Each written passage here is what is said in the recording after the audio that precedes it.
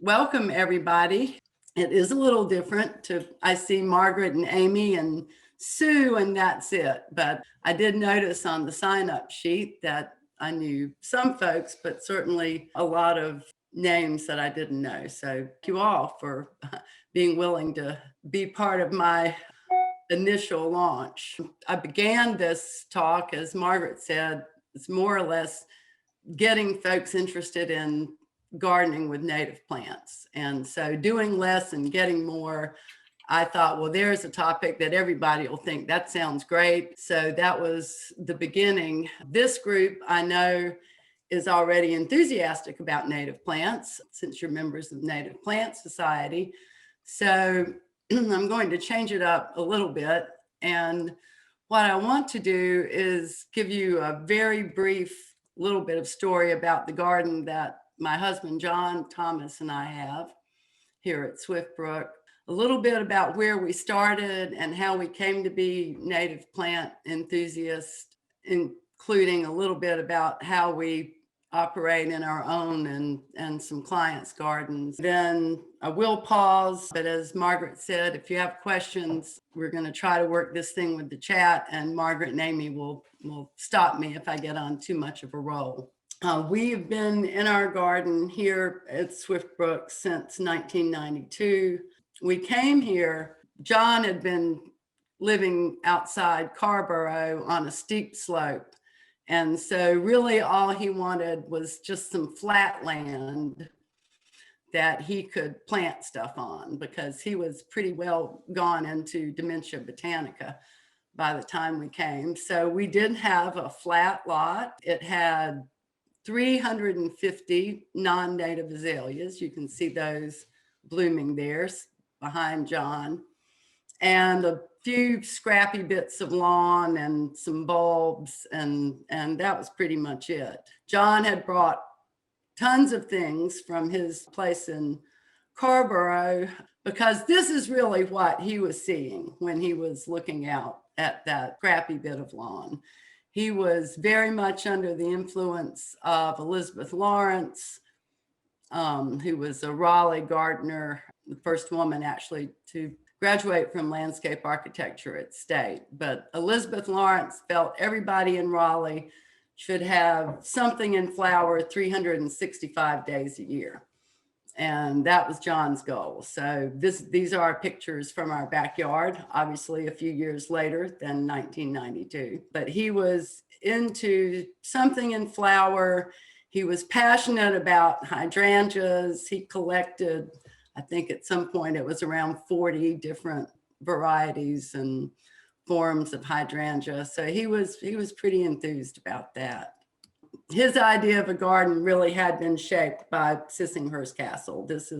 He wanted a grand garden, grand as it could be, on 1¼ acres of reforesting farmland. But he did pretty well. This is our backyard, which we lovingly refer to as the little Sissinghurst behind the barn.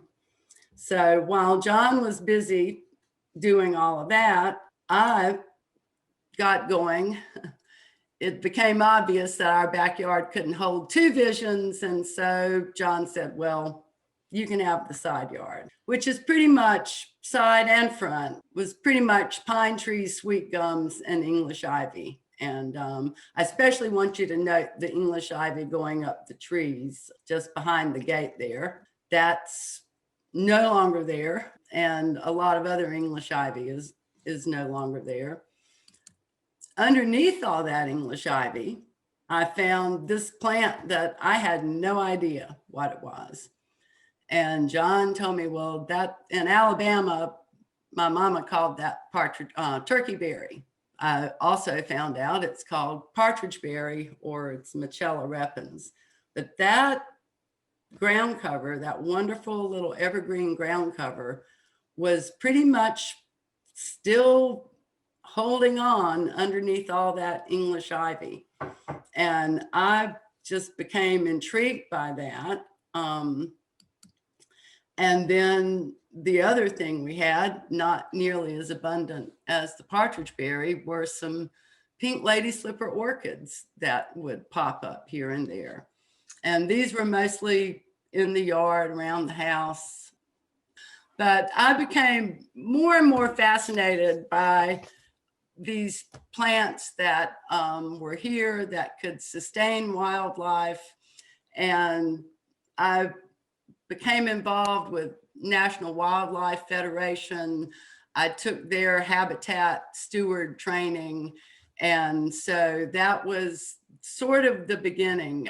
Still native plants weren't my primary focus so much as just thinking about what other life could be supported basically on our little bit of ground here.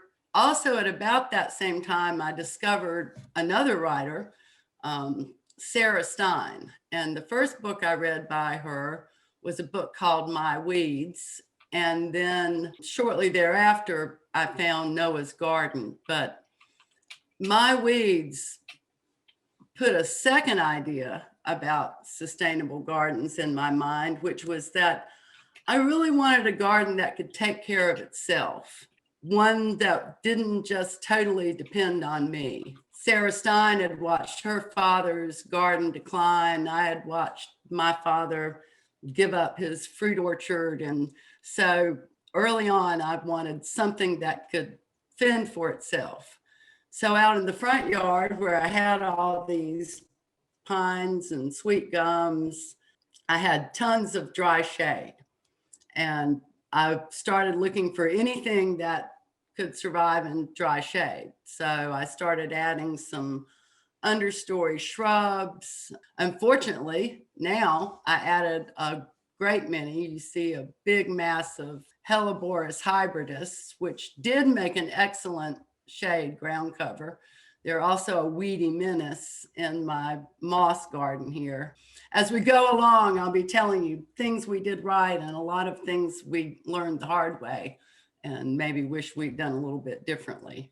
But I added some native azaleas, relied a lot on ferns, both native and non-native, and had the really good luck that one of the first real shade beds I tried to develop, all the plants were much happier than I could even imagine. It was entirely luck that I chose native St. John's wort, some Spigelia, Indian pink, and there's some black-eyed Susans that you actually see in the foreground of this picture that over time, as we lost trees from a hurricane and a septic replacement, this bed became a little too dry for the black-eyed Susans, but that's okay because later on we found out that Coreopsis auriculata nana made a really good replacement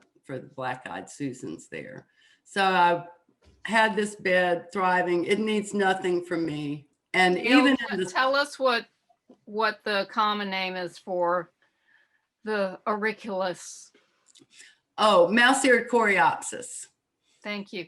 Which is also becoming a favorite of mine because it's something that will reseed and spread itself around, which is a goal for most plants in the garden at this point. So one person asked, are all of these flowers native to North Carolina? Everyone in this bed except down in the bottom corner, there's Turk's cap, Malvaviscus Drummondii, and that is further south. You find it down in Alabama, see tons of it in Texas. We were in Texas in August a couple of years ago. It's hard to believe it could be as hot as it was then if you think about Texas today, but that plant was blooming in Texas in August and 110 degrees. I really like Southeastern natives, and that's what we emphasize in our garden, but there are some Southwestern natives, not just because our son moved to Texas, but because we're finding them useful in very dry situations. In a sunny bed, I was still looking for low maintenance perennials.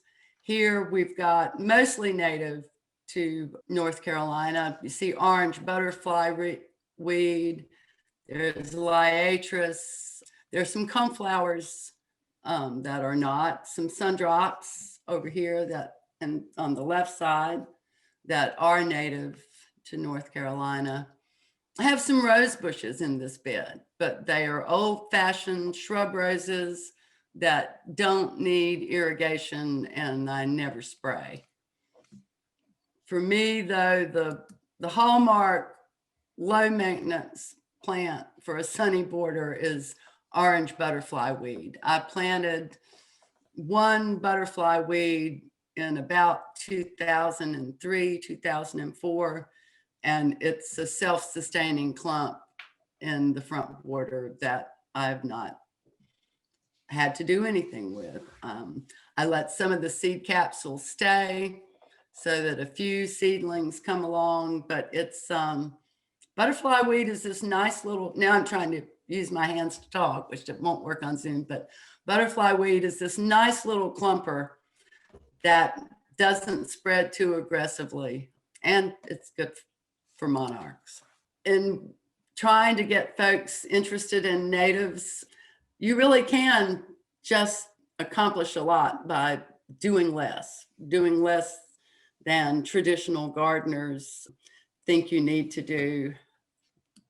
The first thing is fewer pesticides, trying to eliminate pesticides, chemicals in general.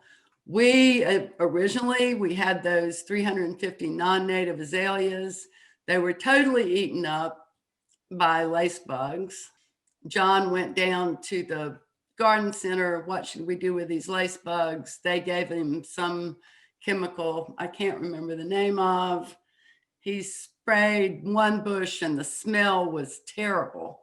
It was inside the house. It just was a nasty chemical.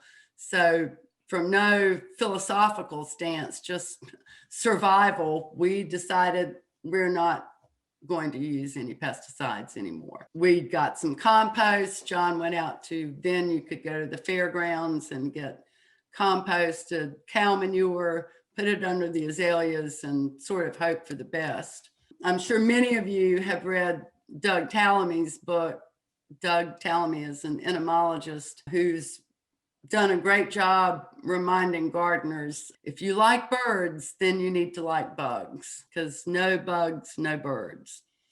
And the other thing I learned from Tallamy was that by adding the compost, and of course, continuing to add a lot more diversity in terms of plants in the yards, we actually were nursing those azaleas back to health.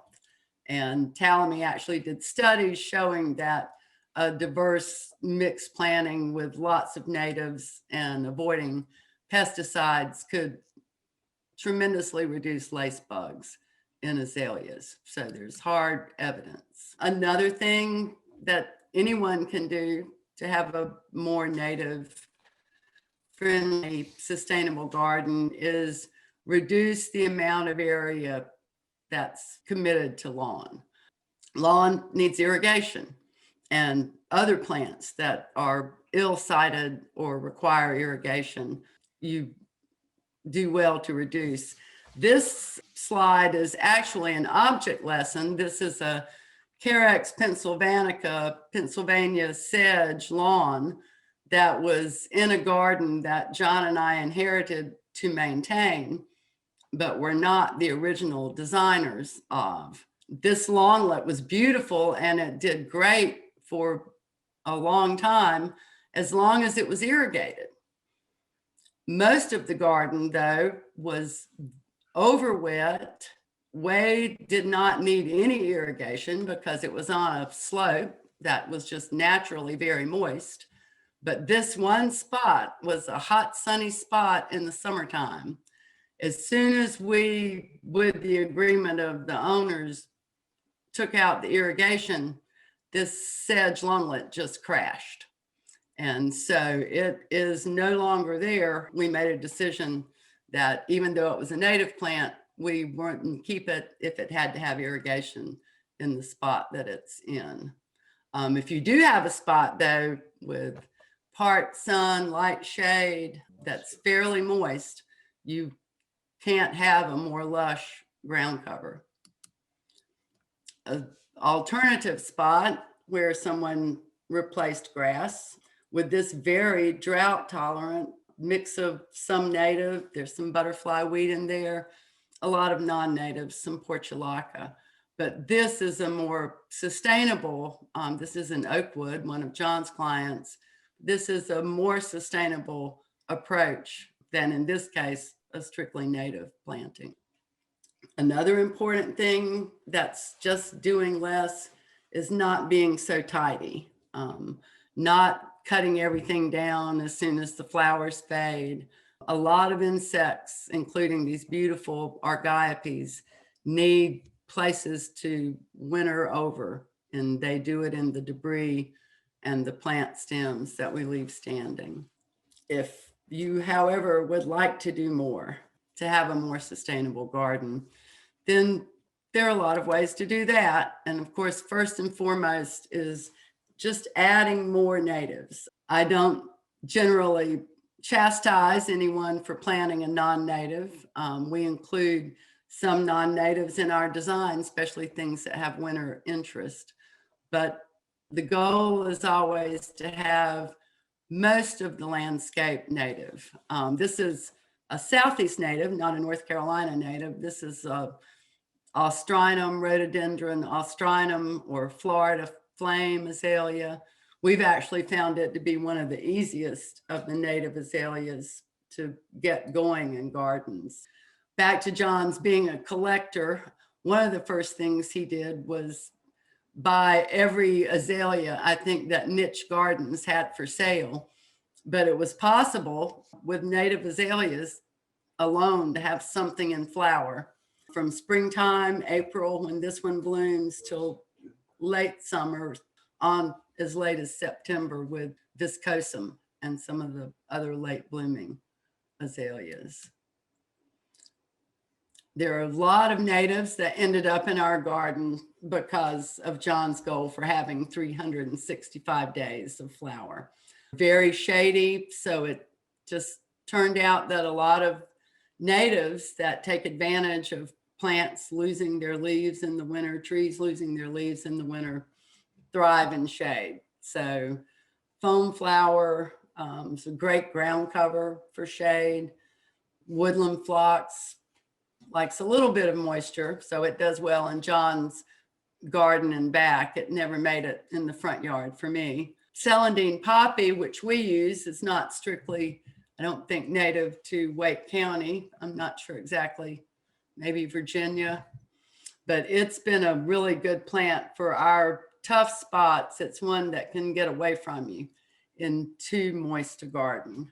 Of course, green and gold is just one of the best native ground covers. Clumpers can find a place in just about any garden. In sunny gardens, this again, since we don't have that much sun, I'm using a client's garden, but this is the same garden with the Carex lawnlet. It's also a very heavily deer pressured garden. So we have to use deer spray or we wouldn't have these beautiful coneflowers. We'd never see one of these Rudbeckias in the front. They really love those. There are other natives, and we've put as many deer resistant natives as we can in this garden. So we have a goldenrod, which they don't bother, some aromatic aster they leave alone. So far, ironweed, this is one of the lower growing ironweeds, fine leafed one, mixed in with a few annuals just to keep something going all summer. The other thing that we encourage in a sustainable garden is managing your water. And this is really becoming a huge issue in Raleigh with development, more hardened surfaces. We get calls very often from people who are suffering from the rainwater that's coming from their neighbor's yard onto their yard. So there are different strategies for managing rainwater. The most complex is a rain garden installation. This is the same site. Yeah, this is a rain garden laid out on the ground And then this is maybe 3 or 4 years later, that same rain garden, planted with mostly native plants. There's a red bud and some swamp sunflower, I think some Louisiana iris in there. Sable palm. Oh, and a sable palm, John is telling me. I wouldn't brag about that one. They're a little weedy. And Dale, somebody's asking what you've used in terms of deer spray. we use I Must Garden a lot because it is the least unpleasant smelling to us and seems to be effective. I think we've used Liquid Fence from time to time. The I Must Garden has a garlicky, minty smell. The local. I think that most of the deer sprays are probably effective if you use them very faithfully. So if we get at least an inch of rain, then we have to go back and respray. But, you know, a light shower, no, but a hard downpour or as much as an inch. The other thing about using deer sprays is in the springtime, when the new growth is coming out, we have to spray more often because they will definitely go after that. Adding new plants to gardens, even plants that are touted as deer resistant, we very often spray in the beginning because we found that deer will try anything new. So we would prefer that they just not even think about it. Someone's asking also about rabbits. It's a funny thing about rabbits. In our garden, we have enough weeds that rabbits must have enough to eat because we have plenty of rabbits, but they really don't. Our vegetables are all in stock tanks, so they're not eating our lettuce. I have had the plant that I've had the most problem with deer browsing is Phlox subulata. Because I mean, with rabbits browsing, deer don't eat Phlox subulata, but rabbits just can't get enough of it. So we have used the same I Must Garden product. There's one for rabbits, and I've had some success with Phlox subulata. But I think with rabbits, one thing is try to have enough violets, and they'll leave everything else alone because they love violets. So one person is asking, what animal eats Carex? Carex. I have not had an animal eat Carex, so I would my suspicion would be deer, but could be a hungry rabbit. Now in our garden we have mondo grass because we planted it long before we knew about native Carex. And in the wintertime, when they're really hungry, the rabbits will eat the mondo grass. And if the rabbits were eating Carex right now, I wouldn't worry about it because they're just kind of cutting it back for you for winter. It's time that you can cut it back. So I don't know if that helps or not, but in the wintertime, having Carex or mondo grass browsed isn't that bad because it'll soon put on spring growth and grow out. I hope that answered the question. Do you have any suggestions for voles? Move. Push them into your neighbor's yard. Voles are just really terrible. We've got a whole long list of suggestions for voles. One is reducing mulch. One is some of the same things that are sustainability. Minimizing irrigation. The worst vole predated gardens I've seen were ones that were irrigated, where the voles could travel through the fluffy soil, or heavily mulched. As far as having success with vole repellents, I've not. Using a lot of permatil, which is lava type gravel, planting with lots and lots of permatil, but everything you can and a cat. It's probably the best approach for voles. And well, attracting hawks, owls, the more habitat you have, the more maybe attract more predators might be a way to help reduce voles. So brush piles are good for attracting black snakes. A black snake is a good defense for a vole. But in the do more, and this is something we can do because we do have a acre and a quarter and we don't have any covenants against brush piles, but any place on your property that you can create more habitat, and whether it's black snakes or birds, I think more diversity helps with any of the pests in the garden. So this was my planned spot to sort of pause and take a breath. That was the quick overview of how we approach gardening in general, our own and clients' gardens. I sort of got a little carried away with the do more idea. After Hurricane Fran, prior to Hurricane Fran, we had just the backyard was the garden, and there was a fence that had always been there. And beyond that, it was pretty much all honeysuckle. So if we had ivy in the front yard, in the woods, we had honeysuckle. And John's reminding me briars too. But after Fran, the fence came down and it just seemed logical to push a little bit further back into the woods. I don't think I mentioned that our property until at least the mid 1960s was a tobacco farm. And this is woods now that is regrown since that time. The subdivision that we're in was put in 1979. So I guess it had about 10 years or so to grow before they started building houses, and only part of our lot was built on. So this mixture of sweet gum and pine, mostly red maple trees, was pretty much what was here when we looked around pre-Fran. After Hurricane Fran, we started pushing back the honeysuckle a bit. John discovered a small beech tree, I think about that time. I'm looking at him for confirmation, but we had no idea. For other thing that showed up pretty soon after we got the honeysuckle out were marybells. This one is Uvularia perfoliata. You can see that nicely on this one, the way the stem comes through the leaf. But I was totally thrilled by the marybells.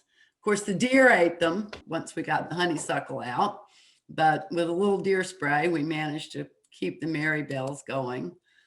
But I really wanted, my original thought was, well, if we just get the honeysuckle out, keep the deer away and wait, then this property is going to regenerate. It's going to be the old growth forest succession where John and I are just going to sit here and watch that happen.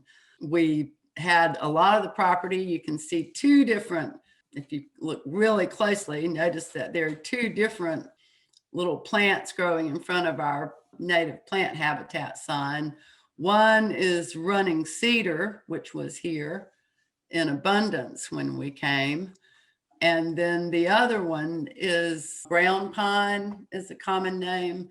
That actually came from a plant rescue out at Edwards Mill that we got to do with Native Plant Society. Also, near this same time, I enrolled in the native plant studies at UNC and quickly realized I, as an English major, needed a lot more exposure than weekly classes to learn these native plants. So I began to volunteer at the Reed Garden. Amy's parents were living there at the time. And I was just, of course, then entirely smitten and wanting my garden to look like the Reed Garden. This is a preview, by the way. We didn't mention in the beginning that we are hoping to have an open day at the Reed this Easter. So this is, I think, an April picture with the fringe tree blooming. That's the white flowers. You can catch a glimpse of dogwood. There's some red buckeye, which is native to Johnston County, if not Wake, and lots of columbine. And I think I see some phlox. This was my goal. Unfortunately, I didn't have the soil that Margaret Reed had when she started rescuing plants and planting them in her garden, including even more or less like a little wetland area where you see this trillium and spring beauties. I was continuing to rescue. This is one of the first things that we planted. I think this was from a rescue at Edwards Mill, which was actually the first plant rescue that we went on. So I was planting these things that we rescued in addition to what might come back on its own. I thought, well, anything that I rescue in Wake County, that's legitimate. My conditions, you see the partridge berry, reminding me that my situation was a little different.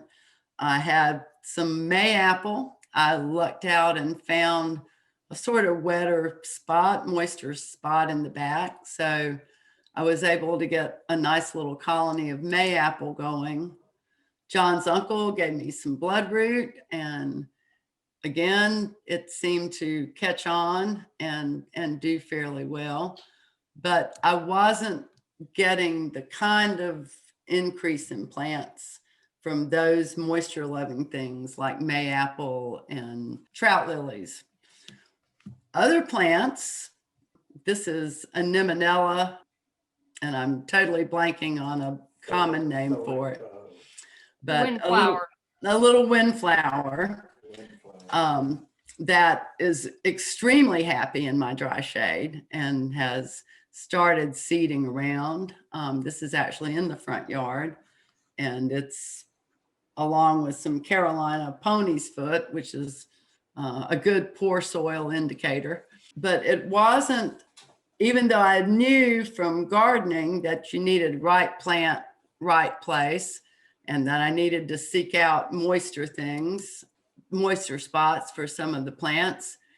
It was really only after John and I started volunteering with the Friends of Plant Conservation, which is a support group for the plant conservation program.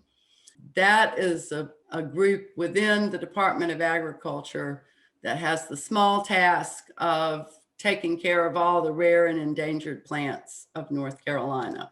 John and I were site stewards at a preserve in Sampson County called Pondberry Bay, which was being restored not only for the pondberry, which was the rare plant, but also some longleaf pine populations that were there. The big invasive plant in this preserve was loblolly pine, which was a remnant from days as a pine plantation.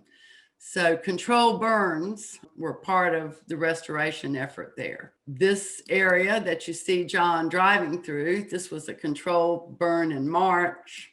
And then that's pretty much the same area in July of the same year, which was just amazing to go back and see that. There were meadow beauties and asters, and I think that's actually a Sabbatia down at the bottom, but just a beautiful assortment of wildflowers coming back after this burn.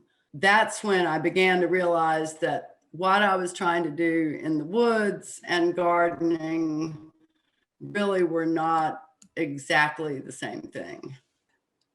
The reality of my soil and situation were that Quaker ladies, which are the little flowers there. This looks like the partridge berry blooming, but it's actually Quaker ladies blooming through some partridge berry, making a happy little family there. Green and gold, very adaptable plant. It does great in our woods.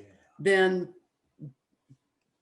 a plant that didn't grow in my own woods, but grew in my neighbor's woods at the end of the street was this purple flower, which I think is just a wonderful, it's the only native biennial that I grow.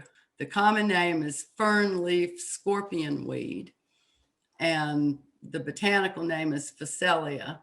But this was just everywhere in my neighbor's yard at the end of the street, who has the little stream that flows through. I was trying to get seeds going with very little luck, but did finally get 2 different strains going. So I have one from Botanic Garden Seeds that has a paler flower, and then my neighbor's seed strain has a darker flower. But that is getting happy in our woods. It's deer resistant. The deer have never browsed it, and it's reseeding and spreading. I've never seen the little long-tongued bees any happier than they are in the spring when these flowers are blooming. Another addition that seems to be taking hold is Aster divaricata, and that's a great plant because it gives me something blooming late in the year, and it and the Phacelia seem to be cohabitating very nicely.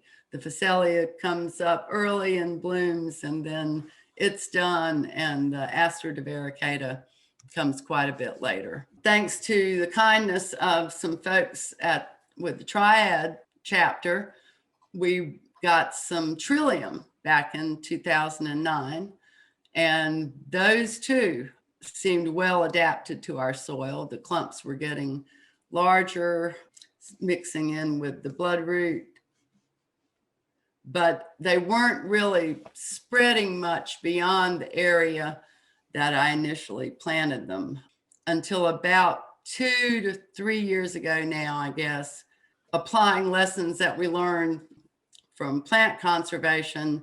We began to realize that with the 8 inches of leaf duff in some places that are built up in our dry woods, there wasn't a lot of seeds or spreading rapidly, the kind of thing that would have to happen before my dream of looking more like the Reed Garden and less like Swiftbrook could occur.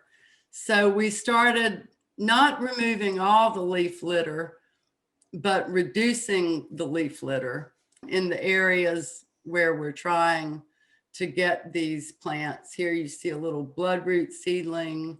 I thought this was interesting because you can actually see the Trillium. It takes a while to get from a newly emerged Trillium seedling to a blooming plant, several years. But once we began to sort of reduce that leaf mulch every year, we really started seeing a lot more rapid spreading. This is mostly bloodroot. There probably is a Trillium or 2 in there somewhere in that shot. And so there's a little bit bigger view, but the Trillium are marching down. The Trillium are another thing, and the bloodroot so far, that we don't have to use any deer spray on, although I have been told by other people that the deer have munched a Trillium here and there. Another thing that we have in the woods is cranefly orchids, and I'm sorry I didn't get a shot of them, but we have a lot of cranefly in the woods, and so far the deer have not bothered those. So a couple of questions. One person asked, do you do anything to amend your soil? That's a very good question. Less and less are we doing in terms of soil amendment. Back in the woods, I was following Sarah Stein, and Sarah said, well, it's got to fend for itself. So she was very opposed to amending soil. So whereas I did soil amending in the front yard, side yard, official gardens, I didn't do any soil amendment in the woodland. I was pretty much overlooking the fact that this was old field tobacco farm. And I was ignoring what a devastating effect that it had on the soil. There was no soil life in our soil. You could dig a shovel full of soil and you didn't see a worm, you didn't see a bug, there just was nothing there. As we began to learn more about the soil food web and all the organisms, in recent years, we've started using a product called BioRush, which is more or less a organic compost tea. Would be a similar effect if you brewed your own compost tea. BioRush is a product that you can buy with beneficial organisms as well as an organic fertilizer. So I still don't dig amendment into the soil when I'm planting in the woods, because for one reason, the critters would just dig it up. They tend to smell any kind of even organic fertilizers if you put it into the soil. There's a planting amendment called Biotone that we use in gardens when we plant.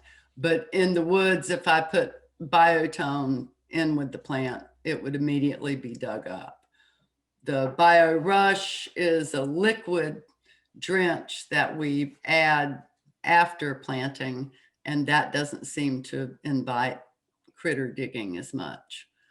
Soil and the importance of soil are a lesson that took me a really long time to learn. I don't think bringing in non-native soil makes sense in a native garden. There are other ways to add beneficial organisms, but I think in low maintenance, you want to disturb the soil as little as possible. We dig up the hole for the individual plants, but as far as feeding this, we want to think more in terms of feeding the soil than feeding the plants, I think. So letting the compost build up or adding compost, I think, is better than any amendment. But that being said, John and I let organic material build up for 20 years before we realized that in our case, with our dead soil, we might have to take more measures. And the BioRush has been our best thing we found so far for that. So do you need to weed the woods much? That's another interesting question. In the beginning, I never needed to weed back there. There were no weeds. And that's the plus of hyperacidic. I don't think I mentioned our soil acidity, which in a lot of places is 4.9. I think it's 4.8 in a place or two. So dry, highly acid soil, the plus is not as many weeds as you get when you heavily amend. That's also another reason for amending only a planting hole and not tilling up an entire area, because you're also turning over the seed bank. And I learned about turning over the seed bank when we had to replace our septic and drain field, and trenches were dug through this area, our woods that you're looking at. And suddenly every European weed that I'd never seen in the woods before showed up. There was oxalis and the bulby kind, chickweed, just the little winter mustard. So that was when I got really interested in planting things like the Phacelia and Aster divaricata that could outpace, hopefully, or keep pace with the weeds. But until this soil was disturbed by the trenching, there really were not, besides the honeysuckle, which was abundant, but there weren't too many other weeds. But yeah, these days I am weeding the woods. Jungia japonica is abundant in the woods. It washes down, speaking of runoff from the neighbor, we have a house that's not lived in at the end of our street. That's a great weed source and washes into our yard from there. There was also a question about how you controlled the English ivy. Pull, pull, pull. Easy. That's just the best way. There's herbicides don't work on the waxy leaves. It's vigilance. As far as English ivy up the trees, if someone is eager to get the ivy off the trees, then we have, and especially if it's a heavy infestation, you can cut the English ivy at the base of the tree and paint the stem with an herbicide to keep it from resprouting. And I always encourage people, if they've got a huge English ivy problem, start with the trees. And you don't have to rip the ivy off the trees. It'll be ugly as it dies, but the main thing is to keep it from growing up the trees, because if it reaches the top and flowers, then you've got more ivy for the birds to spread. Any other questions? There was one about pre-emergence. I'm not sure what they're, it says, are there any organic or insect-friendly pre-emergents? Any pre-emergents that are not also fertilizer? The only pre-emergent I have used at all is corn gluten, which I think maybe does have some fertilizing impact. And we didn't have great success I think it takes several with years. corn gluten as in terms of a pre-emergent. Of course, the problem with pre-emergents too is I want the good guys to reseed. There are a lot of plants that I want to seed and spread around. And so you're eliminating weed seed. You're also maybe eliminating some other seeds that you would want to have. We have had in the past year, and especially I've used it in the woods, we've had some success with 20% vinegar as a weed killer. It's useful on Amy's favorite weed, which is the armillary, or call it a hairy armpit weed, but a little round leafed. 20% vinegar is great against it. It will also kill microstegium, which is a good thing. It's pretty toxic though to any annual. It will maybe not kill a perennial, but do it a fair amount of damage. So it's not something that you can spray in an area where you have things you want to preserve and things you want to kill. Another person asks, how do you plant over an existing lawn? You will have to kill or dig out the lawn. I don't, it depends on the type of grass, but planting over a lawn, I haven't ever attempted that. Okay, then they said, what do you think about clover for lawn? You know, there are both native and non-native clovers. Clovers are beneficial to insects. So it's, you know, they're beneficial plants that aren't native. But I mean, I would think that a clover lawn would be better than a fescue lawn. A mixed, John's reminding me Mow from the what back, grows. but Mow yeah, what we grows. often encourage people just mow what grows, which are, you know, whatever your weeds are, just mow them. No fertilizer, no irrigation required. John and I both are happy with our habitat, and whether it's in the woods or a backyard, great to share a space with some other beings.